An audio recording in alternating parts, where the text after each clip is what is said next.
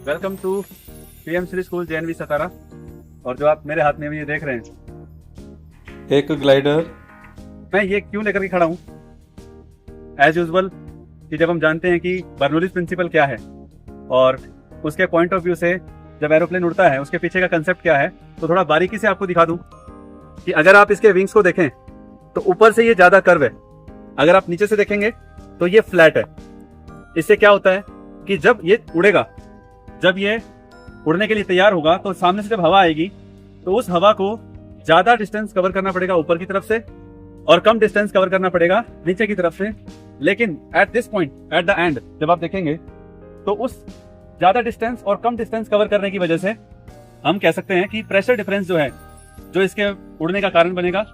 नीचे की तरफ से जो प्रेशर है वो ज्यादा होगा और ऊपर की तरफ से जो प्रेशर है वो कम होगा। और यही कारण है, क्योंकि कारण क्या होता है कि जब हम बोलते हैं कि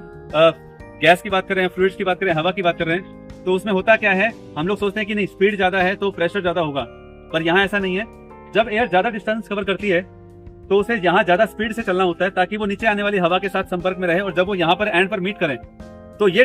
फ्लैट है, कम डिस्टेंस कवर करेगा, यहाँ की एयर ज्यादा डिस्टेंस कवर करेगी, तो जिसकी वजह से प्रेशर जो डिफरेंस है वो दोनों जगह अलग अलग होगा। यहाँ प्रेशर कम होगा और यहाँ प्रेशर ज्यादा होगा, तो इसीलिए जब प्रेशर डिफरेंस क्रिएट होगा तो ये ऊपर की तरफ उड़ेगा। तो this is one of the concept